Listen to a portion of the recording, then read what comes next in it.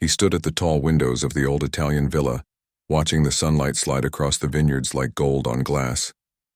The air smelled of grapes and old stone, a scent that made him feel both rich and strangely small. After years of noise, traffic, and endless meetings in his home country, this silence felt almost too heavy. But he had promised himself peace, and peace was what he came for. The villa had once belonged to an old noble family. Now it was his. The walls carried faded paintings, and the marble floors echoed softly when he walked. He had paid more than most people would spend in a lifetime, but it wasn't about money anymore. He wanted something real, something untouched by business deals or fake compliments. Tuscany, with its quiet hills and warm people, seemed like a perfect escape. When he arrived, a small local staff was already there. The cook was cheerful and round, always humming as she worked. The gardener was quiet, a man of few words. And then there was the maid, Lena. She was older, maybe in her late 60s, with dark skin and kind eyes that carried a lifetime of things unsaid. She spoke Italian softly, with a rhythm that made her words sound like music. At first, he hardly noticed her. She moved quietly around the house, polishing furniture, arranging flowers, and keeping things just the way they should be. She never asked for attention, but something about her calm presence made the house feel alive, as if it had been waiting for someone like her to return. He tried to make polite conversation with her once, asking where she was from. She smiled and said, "Far, far from here, but I found home under these hills." That was all. He respected her silence. It was different from the loud kind he was used to, the silence of people pretending to care. Lena's silence felt like a choice, not a barrier. In the evenings, when the sun fell behind the vineyards, he often sat on the terrace with a glass of wine. He would watch the golden light fade, listening to the faint laughter from the village below. He thought about how strange life was. Money had given him everything except peace, and now, sitting here alone, he wondered if peace was meant to feel so lonely. One afternoon, he decided to host a small dinner for a few new acquaintances from town, local businessmen, their wives, a historian who had helped him understand the villa's past. He wanted to fit in, to feel like part of this new world. Lena and the cook prepared for hours. The dining table was covered with fresh flowers, candles, and the best wine from his private cellar. When the guests arrived, the villa filled with laughter and Italian chatter. He smiled, trying to follow their words. The wine flowed easily. Everyone seemed happy. Yet in the background, Lena moved silently, serving with care. She didn't speak much, but her eyes missed nothing. Every gesture, every whisper, she seemed to notice them all. At one point, the millionaire raised his glass and said a few words in broken Italian, thanking everyone for welcoming him. The table clapped politely. The cook smiled proudly. Then Lena appeared beside him with a bottle of wine, an expensive one he had kept for special occasions. She poured it carefully into his glass, her hand steady. He was about to lift it when he noticed something in her expression. Her eyes froze, staring at the glass like she'd seen something terrible. For a moment she looked uncertain, her lips trembling as if she wanted to speak but couldn't. Then, in a low, trembling voice, she whispered, "Non beva quello." The words were quiet, but they cut through the room. The chatter stopped. The guests turned to look. One of the women frowned and asked, "What did she say?" Lena looked at the floor, her hands shaking slightly. The cook tried to smile it off, saying, "She's just being careful, sir. Maybe she thinks the wine is too strong." But something about Lena's face didn't look like worry over wine. It looked like fear. He slowly placed the glass down. "It's fine," he said softly, trying not to make a scene. The guests laughed awkwardly, and someone made a joke about superstitions. The sound of laughter felt forced, the warmth in the room fading just a little. Lena stepped back, her face pale. She said something in Italian to the cook, too fast for him to catch. Then she walked away quietly, disappearing into the hallway. The party carried on, but he couldn't shake the image of her eyes. Sharp, frightened, certain. After the guests left that night, he found her in the kitchen, sitting near the window. The moonlight fell across her face, showing lines of worry he hadn't noticed before. "Lena," he said gently, "what happened back there? Why did you tell me not to drink?" She hesitated, looking down at her hands. "Maybe it was nothing," she said softly. "Maybe I am just an old woman who worries too much." "I don't think so," he replied. "You looked like you saw something." Her eyes lifted to meet his, and for the first time he saw real fear in them. "I heard something," she whispered. "In the kitchen before dinner. Someone was speaking very quietly, they said. They said the wine will teach him a lesson." Her voice cracked a little. "I didn't understand all the words, but I knew it wasn't good." He felt a cold wave run down his spine. "Who said it?" he asked. She shook her head. "I don't know. I only heard voices. Maybe one of the helpers that came with your guests. I wanted to tell you, but I was afraid. If I am wrong, they will think I am mad. If I am right." She looked toward the window, her voice lowering. "Then they will make me disappear first." He didn't know what to say. The room felt heavy with silence. Outside, the night wind brushed against the vines, whispering through the open door. He tried to tell himself she was mistaken. Maybe it was a misunderstanding, just a language mix-up. But the way she looked at him told him otherwise. He walked to the counter and looked at the bottle. It was open, half empty. The label was one of his rarest, something he had brought from France years ago. "Did anyone touch this before dinner?" he asked quietly. "I don't know," Lena said. "The bottles were brought from the cellar. I was in the garden when they prepared the table." He nodded, trying to think clearly. Calling the police now would only create a scandal. He didn't want headlines or suspicion. But the unease in his stomach wouldn't go away. Lena stood and said, "Sir, may I tell you something strange?" "Of course," he said. "This house," she whispered, glancing at the old stone walls. "It remembers things. Before you bought it, bad things happened here. A family that owned it long ago was destroyed over betrayal and greed. People here still whisper about it. Sometimes history walks again when no one listens." He wanted to dismiss it as superstition, but something in her calm voice made it hard to ignore. She wasn't trying to frighten him. She was trying to protect him. He thanked her quietly, telling her to rest. She nodded and walked slowly toward the servants' quarters, her steps light and measured. He poured the wine down the sink, watching the dark red swirl away. For a moment he caught his reflection in the glass window. His face looked different, older, uncertain. That night he couldn't sleep. He kept thinking about Lena's warning, about the strange phrase, "teach him a lesson." Maybe it had nothing to do with poison. Maybe it was some petty insult or joke. Still, his instincts told him otherwise. He remembered how Lena had spoken in Italian, the urgency in her tone. It wasn't just fear, it was recognition, as if she'd heard something like this before. He lay awake until the first light touched the window. The villa felt colder, the silence heavier. For the first time since he had moved to Italy, he felt like a stranger in his own home. The next morning, Lena greeted him with a calm smile as if nothing had happened. She served him coffee, her hand steady again. But when he looked into her eyes, he saw something he hadn't noticed before. A shadow of secrets, maybe even guilt. He wanted to ask more, but she simply said, "Sometimes it is better to wait and watch before we speak." He nodded slowly. Somewhere deep inside, he knew she was right. But one thought refused to leave his mind, the glass of wine, the quiet warning, and the feeling that something far bigger was hidden beneath this peaceful life he had built. He looked out toward the vineyards, the sunlight bright and golden once again. Everything seemed calm, but peace now felt like a mask. He didn't know what truth Lena had seen, or why she looked so certain that night. All he knew was this: he would never look at a glass of wine the same way again. The next few days passed quietly, but the silence in the villa didn't feel peaceful anymore. It was the kind of silence that made him listen for footsteps that weren't there, whispers that might have been just the wind. He kept thinking about the night of the dinner, the half-empty bottle, Lena's trembling voice, and her words, "They will make me disappear first." He tried to carry on as if nothing had happened. He still walked through the vineyards each morning, greeted the gardener, and read in the library after lunch. But deep down something had changed. He found himself watching the people around him more closely, noticing small things he had never paid attention to before. One afternoon, while he was sitting in the courtyard, Lena came to serve him coffee. She moved quietly, as always, but her eyes carried that same worried look. He finally said, "Lena, tell me what you're really afraid of." She hesitated, looking down at the cup in her hand. "I told you what I heard, sir," she said softly. "But there's more, I think.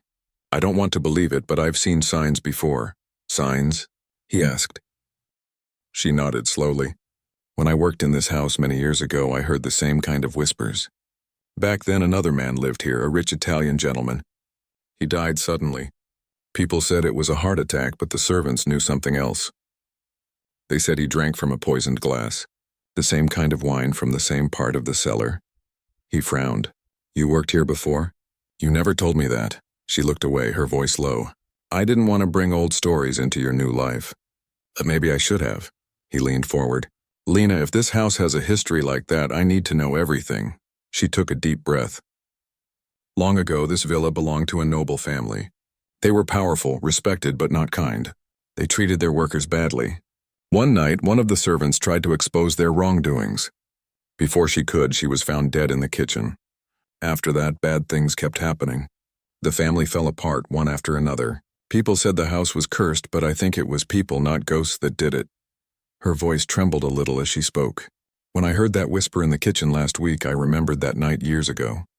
I remembered the same fear in the air, the same quiet before something terrible.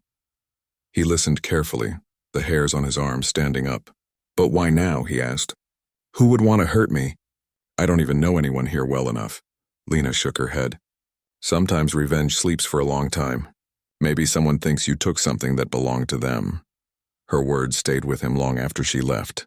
That evening he went down to the cellar himself. It smelled of dust and old wood. Rows of bottles lined the walls, some covered in cobwebs. He ran his hand across the shelves, stopping at the empty spot where the poisoned bottle had been. For a moment he imagined what could have happened if he hadn't listened to Lena. The next day, one of the guests from the dinner, an Italian man with dark hair and sharp eyes, came by unexpectedly. He said he had left his jacket behind. The millionaire invited him in politely. They spoke for a while about wine, the weather, and the beauty of Tuscany, but something in the man's smile felt strange, forced, almost heavy. As the visitor was leaving, Lena appeared in the hallway. For a split second, their eyes met. She froze. He smiled faintly, then left without saying another word. When the door closed, she turned to the millionaire, her face pale. That man, she whispered. He was here before, many years ago. He was a child back then, the son of the last owner. I took care of him, he frowned. You mean he's part of the family that used to own this place? She nodded slowly. Yes. He must have known his family lost everything when the villa was sold. Maybe he blames you. The thought sent a chill through him. Could it be possible that the man had come back with some kind of grudge? It sounded like something from a movie, yet Lena's words made it feel real. That night he couldn't rest. He sat in his study staring at the old family portraits that still hung on the walls.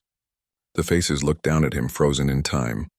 He thought about the man who had visited, about Lena's warning, and about the whisper she heard in the kitchen. The next morning, he made a decision. He would not call the police, not yet, but he would start watching more carefully. He told the gardener to keep an eye on anyone who came to the villa. He also asked the cook to make sure no one touched the wine cellar except her and Lena. Days passed. Nothing unusual happened, but the uneasy feeling never left. Then one evening, as he was working in his office, he heard voices outside, 2 men talking near the garden. He went quietly to the window and listened. One of the voices was familiar. It was the same man who had visited for his jacket. He couldn't understand everything they said, but one phrase caught his attention. He doesn't deserve this house. His heart pounded. It wasn't proof, but it was enough. He decided to tell Lena. When he found her in the kitchen later that night, she was cleaning the table. I think you were right, he said quietly. That man, you said he was part of the old family. He was here tonight. I heard him talking outside. He said I don't deserve this house. Lena's hands stopped moving. Then it's starting again, she murmured. What is starting? The same story, she whispered. The one that never ends in peace. He didn't want to believe it, but he couldn't ignore it anymore. What do we do? He asked. She looked at him with steady eyes. We wait, we watch. And if they try again, we stop them before they can finish what they started. The next day, the gardener mentioned seeing someone walking near the back gate late at night. Footprints led from the road to the cellar door. Someone had been there. The millionaire went down to check. One of the locks had been forced open. Nothing seemed missing, but the feeling of invasion was unmistakable. He changed all the locks that day and added cameras around the villa, though he didn't tell anyone except Lena. That night, after dinner, Lena brought him a cup of herbal tea. He looked at her and said softly, "You've lived a long life, haven't you? You've seen too many things to be afraid easily." She smiled faintly. "Fear doesn't leave us, sir. We just learn to carry it." Her words lingered in his mind. He realized how much he had come to rely on her calm strength. She wasn't just a maid anymore. She was the only person he truly trusted in that house. A few evenings later, he received a message from the same guest, the man with the sharp eyes. He was hosting a dinner at his home in the city and invited him to join. The message was polite, almost too polite. When he showed it to Lena, she frowned deeply. "Don't go," she said at once. "If they couldn't hurt you here, they might try somewhere else." "I can't refuse without reason," he replied. "That would look suspicious." "I'll go, but I'll be careful." She shook her head. Be careful is not enough when danger smiles at you. He promised her he would stay alert, but as he prepared for the dinner, a strange thought crossed his mind. Maybe Lena's fears were born from the past, not the present. Maybe this was all a misunderstanding. He wanted to believe that. He wanted life to be normal again. That evening, before he left, Lena stopped him at the door. She looked at him for a long moment and said softly, "The heart always warns us before the world does. Don't ignore it." Her words followed him all the way to the city. The dinner was elegant, filled with laughter and fine food. The man who hosted him acted perfectly friendly. They spoke about art, business, and the beauty of old Italian homes. Yet, beneath the polite smiles, the millionaire felt an invisible tension, like a string pulled too tight. At one point, the host poured him a glass of wine, smiling as he did. The same label as before. The millionaire's hand froze. Lena's voice echoed in his mind. "Don't drink that." He smiled politely but didn't lift the glass. "I'm sorry," he said. "I've had enough wine for one night." The host's smile faltered for a second, just a second, but it was enough. Something flickered in his eyes, then disappeared behind another polite laugh. When the dinner ended, the millionaire left quietly, his heart heavy. As he drove back through the dark roads toward the villa, he knew one thing for sure. Lena had been right all along. Something dangerous was hidden beneath all this calmness, and whatever it wasn't finished yet. When he returned, Lena was waiting by the door, her expression calm but knowing. "You didn't drink," she said softly. "No," he replied. "I didn't." She nodded once. "Then you'll live to see what they're really after." And as the night deepened around the old villa, both of them knew. The truth was coming closer, and this time, there would be no pretending it wasn't real. The morning after the dinner, the sun rose over the vineyards as if nothing had happened, but inside the villa, everything felt different. The air was heavier, filled with unspoken worry. The millionaire sat at the long wooden table staring at his untouched breakfast. He kept replaying the image of the host's faint smile, that tiny flicker in his eyes when he refused the wine.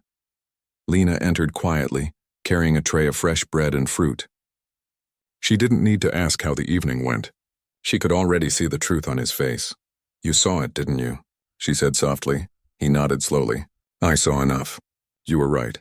She sighed and sat across from him, folding her hands neatly on her lap. "They won't stop, sir. Not until they get what they came for." He looked at her carefully. "What do you think they want?" She hesitated, her eyes distant. "It's not just about the house. It's about pride, about revenge. The man who hosted that dinner, his family lost this villa long ago. They say his father died with shame, believing his bloodline ended with this land. Maybe now he wants to take back what he thinks was stolen." The millionaire leaned back, his mind racing. "But I didn't steal anything. I bought this place legally." Lena gave a faint smile. "Sometimes people don't see fairness. They only see what hurts their pride." Her words made him uneasy. He realized this wasn't just a case of jealousy or old bitterness. It was something deeper, a wound carried across generations. Later that afternoon, he went into the study and opened a leather-bound book the historian had given him months ago. It was filled with notes about the villa's past owners. As he turned the pages, he saw the names of noble families, dates, and even a few hand-drawn maps of the estate. Then he came across a name that made him pause. It was the same surname as the man who had invited him to dinner. The note below said, "Last surviving heir fled the country after family downfall, believed to have returned years later seeking retribution." He closed the book slowly, a cold realization sinking in. Lena hadn't been imagining things. The man truly believed this villa still belonged to him. That evening, the millionaire found Lena on the terrace watering the flowers. The sunset painted the sky in soft orange light. "Lena," he said quietly, "you worked here before. Tell me about that family. Tell me what really happened." She stopped watering and looked out toward the hills before answering. The master of the house back then was proud and strict. He had everything: money, respect, servants who feared him. But one night he accused one of his own men of betrayal. No one knows what truly happened, but by morning that man was gone and the master fell ill. Within days he was dead. They said it was poison. She turned toward him slowly. "That's when I left. I couldn't stay after that. The house felt cursed. And now, years later, when I see the same people's faces again, I feel the same chill." He listened quietly. Her voice trembled, but her eyes were steady. "Do you think the same thing is happening again?" he asked. "I don't think," she said. "I know." The words hung in the air like smoke. That night he couldn't rest. He sat by the window, watching the moonlight stretch across the vineyard. He thought about the man who had smiled over the wine, about the whispers Lena had heard, about the strange link between the past and the present. He realized the house was more than stone and wood. It was a witness holding stories of deceit and pride that refused to fade. Around midnight, a soft sound broke the silence, a faint creak from downstairs. He stood up quietly and went to check. The corridor was dark except for the dim light from the hallway lamp. As he neared the stairs, he saw a shadow move across the floor. He froze. Someone was in the house. He reached for his phone but stopped when he heard Lena's voice whisper from below. "Sir, it's me." He exhaled in relief and went down. Lena was standing near the kitchen door, her face pale. "Someone tried to open the back door," she said. "I heard it from my room." He checked the door. The handle was scratched. Someone had tried to force it open but failed. He looked at Lena, who stood calmly despite her shaking hands. "They're getting bold," he said quietly. She nodded. "They want to frighten you first. Then they'll strike when you least expect it." He thought for a moment, then said, "I have an idea. If they want to play games, maybe we should show them we're not afraid." The next day he asked a friend from town, a retired officer, to visit the villa. Together they checked the locks, the fences, and the security cameras he had installed. The officer warned him to stay alert. "Whoever's doing this knows the property well," he said. "They've been here before." That evening, Lena cooked a simple dinner. They sat together in the kitchen instead of the big dining hall. It felt safer, more human. She spoke softly while slicing bread. "You know, when I first came to Italy, I thought this country would be the end of all my running. I've seen enough trouble in life, but this place always had peace. Until now." He looked at her, seeing the quiet strength in her face. "You could leave, you know." "I wouldn't blame you." She shook her head. "No, I won't run again. If I go, you'll be alone in this house and they'll win. Maybe this time someone has to stay." He didn't argue. Deep down, he was grateful she was there. The next morning, he received a letter with no name on it. The envelope was plain, but inside was a short message written in Italian. "A thief can never own what belongs to another heart." He showed it to Lena. She read it quietly and said, "It's from him. How can you be sure?" Because that's something his father used to say. The message wasn't just a threat, it was personal. It confirmed that the man was behind everything. For the next few days, the villa felt like a ticking clock. The air seemed to hold its breath.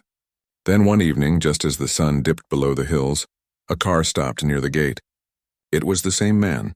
The millionaire met him at the door, trying to stay calm. "I came to apologize," the man said with a charming smile. "Our last dinner was uncomfortable. I wanted to make peace." The millionaire studied his face. "Peace doesn't need wine," he said evenly.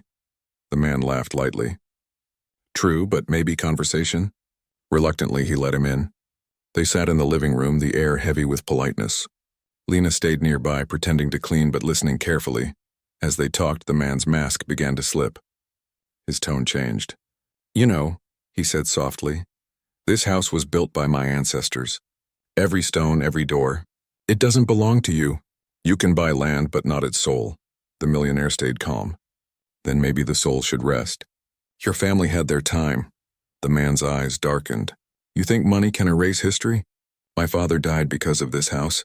I was a boy when I left it. I swore one day I'd return. Lena stepped forward. Enough, she said firmly. Don't bring your father's pain into this home again. He turned sharply toward her.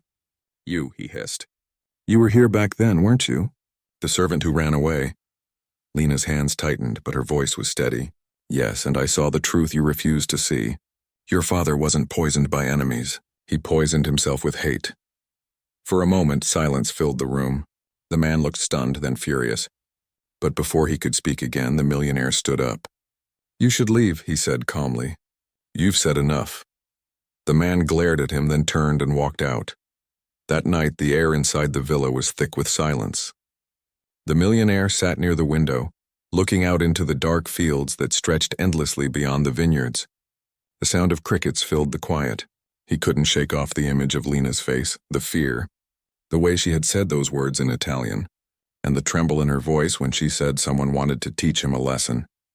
He had dealt with corporate betrayals and business lies, but this was something else. This was personal.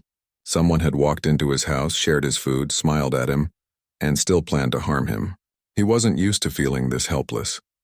He opened his laptop and checked the security footage from the cameras installed around the villa. He had added them out of habit, even though the place felt safe when he first moved in. Hours of clips passed showing the staff cleaning, the gardener trimming bushes, and guests coming and going. Nothing looked strange, until he reached the evening of the dinner.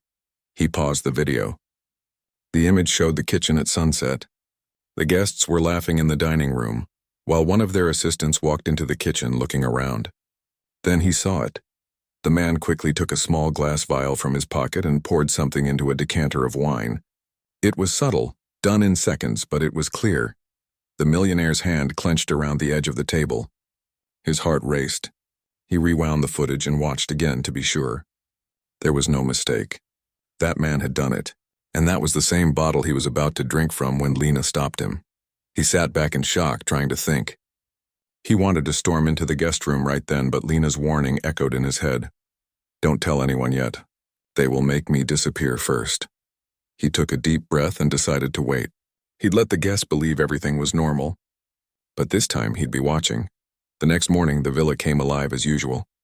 The sunlight slipped through the curtains, the smell of fresh bread filled the air, and Lena moved quietly around the kitchen. When she saw him walk in, she gave a small nod, her eyes searching his face for answers. He didn't say anything in front of the others. But when everyone stepped out, he placed his phone on the counter, showing her the video. Lena covered her mouth with one hand.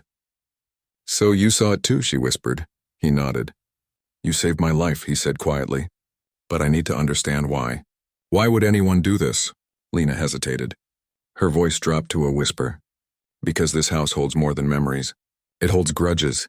He frowned, not understanding. Lena took a deep breath and leaned on the counter. Before you bought this villa, it belonged to the Vianello family. They were old Italian nobility, proud and respected. But years ago, the family lost everything. Their land, their title, their name. It was sold piece by piece to pay debts. The father died of heartbreak.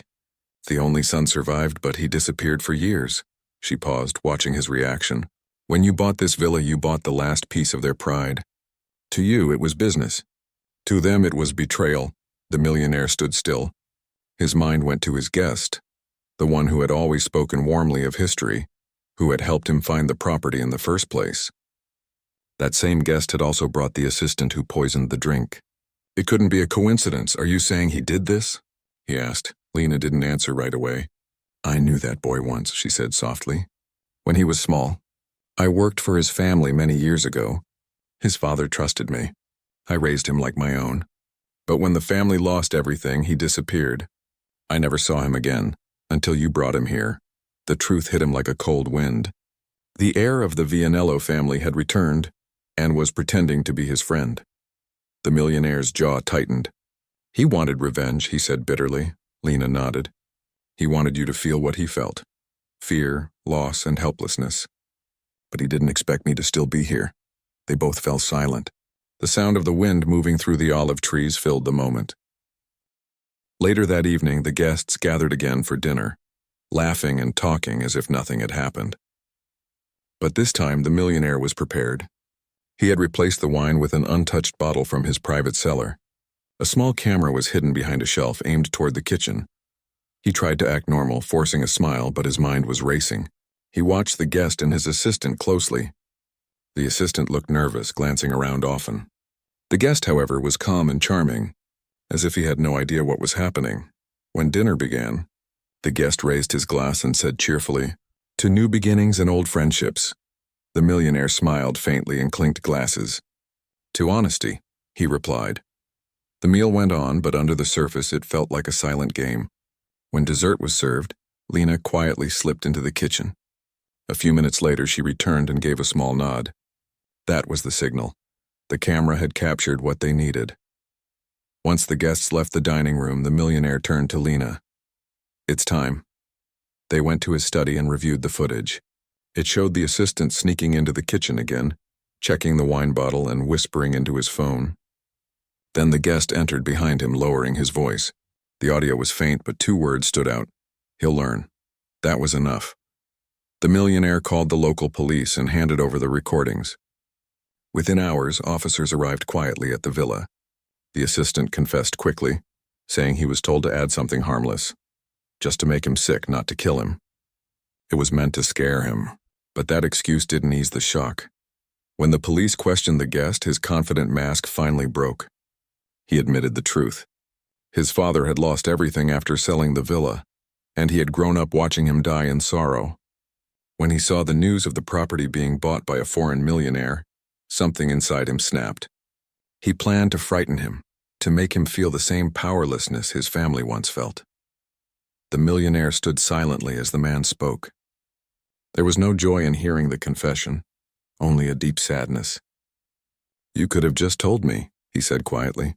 "I would have listened." The man lowered his head, unable to reply. After the police took them away, the villa felt heavier than ever. The walls seemed to carry the weight of old pain and new shame. Lena sat by the fire that night, her hands folded, her eyes reflecting the flames. He joined her quietly. "You knew this would happen, didn't you?" he asked. "I hoped it wouldn't," she said softly. "But I knew the past never sleeps here. It waits." He looked at her with new respect. "You didn't have to help me," he said. "You could have stayed silent." Lena gave a small, sad smile. "If I stayed silent once, years ago, maybe things would have been different. But I promised myself, and never again." For a long moment neither spoke. The sound of the fire crackling was the only thing between them. The next morning, news of the arrest spread through the village. Some people whispered that the old curse of the Vianello family had ended. Others said justice had been served. But inside the villa, the millionaire felt only gratitude. He found Lena in the garden, trimming the roses. "They said you'll have to testify," he told her gently. "I will," she said, standing straight. "The truth deserves a voice," he nodded. "Then you won't do it alone." For the first time in a long while, she smiled fully. The fear that had once shadowed her eyes was gone. She looked lighter, freer, as if the truth itself had lifted her burden. As the day ended, the sun cast a golden glow over the villa, washing away some of its darkness. The millionaire looked around, at the walls, the windows, the garden, and realized that the place he had bought for peace had almost cost him his life. Yet it had also given him something more valuable, a reason to listen, to care, and to see beyond himself. Lena's words stayed with him. The past never sleeps. It waits. But now, for the first time, he believed that maybe the past could finally rest. After the door closed, the millionaire looked at Lena. She was breathing heavily, her eyes distant. "You were brave," he said softly. She shook her head. "No, I was late. I should have said that years ago." That night neither of them slept. But something had changed. The fear that once controlled the house now felt weaker, replaced by a quiet courage. The next morning the police arrived at the villa.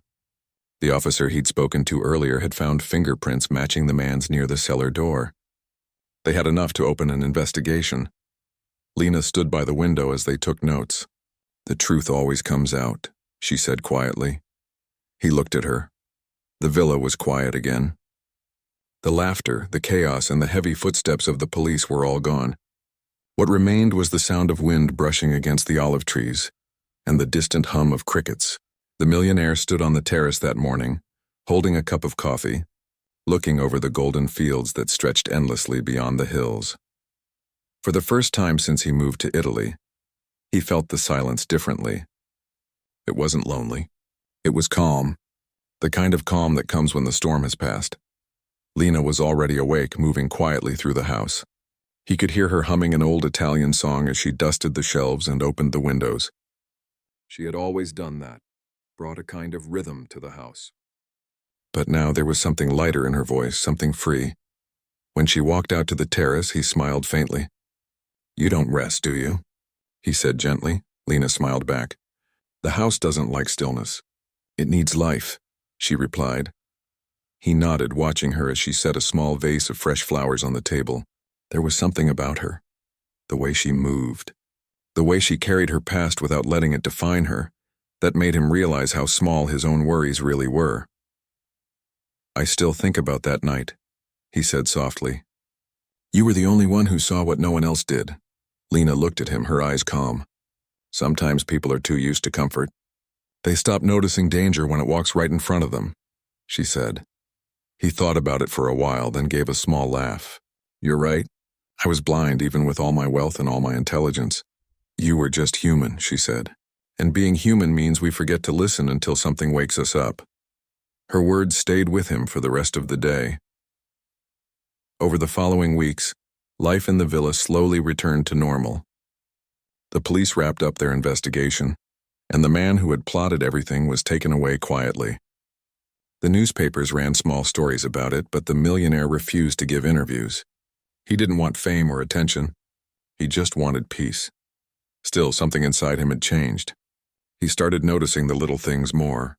The smell of bread baking in the morning, the laughter of children from the nearby village, the way the sun touched the old stone walls.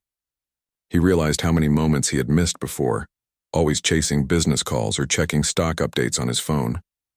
Now, he left the phone inside most days.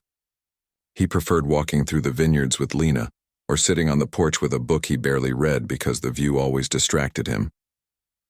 One afternoon, as they walked through the garden, he asked, "Do you ever think about leaving, Lena? You've worked all your life. You could retire, maybe go back home." She smiled softly and shook her head. "This is home now," she said. "I've seen too much of the world to go searching for something better." Peace is not a place you find, it's a place you keep. He admired that. He had spent so many years trying to find peace by moving from one place to another, by buying bigger things, chasing new dreams. Yet this woman, with no wealth or fame, had found peace in her heart. Later that week, he surprised her. He called her into the study and handed her an envelope. "For you," he said. Inside was a letter, official, stamped, and signed, transferring part of the villa's ownership to her name. Lena froze, staring at the paper. "What is this?" she asked. "You've taken care of this house better than I ever could," he said. "It feels right that your name is a part of it too." Tears welled in her eyes, but she quickly wiped them away. "You don't need to do this," she whispered. "I know," he said softly, "but I want to." For a moment she stood there silently, holding the letter close to her heart. "You remind me of your father," she said suddenly. He looked at her, surprised. "My father?" "Yes," she said with a faint smile. "Not by face, but by heart. The way you listen, the way you try to understand before you judge. I can see where it came from." That night the villa felt warmer than ever. They shared a quiet dinner by the fireplace. No guests, no noise, just two souls who had been through something together that words could never fully explain. When she got up to leave, he said, "You know, you could have kept quiet that night. You could have looked away." She paused by the doorway and smiled. "I've seen too much silence in my life. It never saved anyone." After she left, he sat there for a long time, staring at the fire. He thought about how much one person's courage could change another's life. How a few simple words, "Don't drink that," had changed everything for him. Weeks passed and the seasons began to shift. The air grew cooler, the vineyards turned gold, and the hills took on shades of red and brown. The villa no longer felt haunted by old ghosts. It felt alive again. The laughter of workers, the sound of music, the smell of fresh paint as he began restoring old rooms. Everything felt renewed.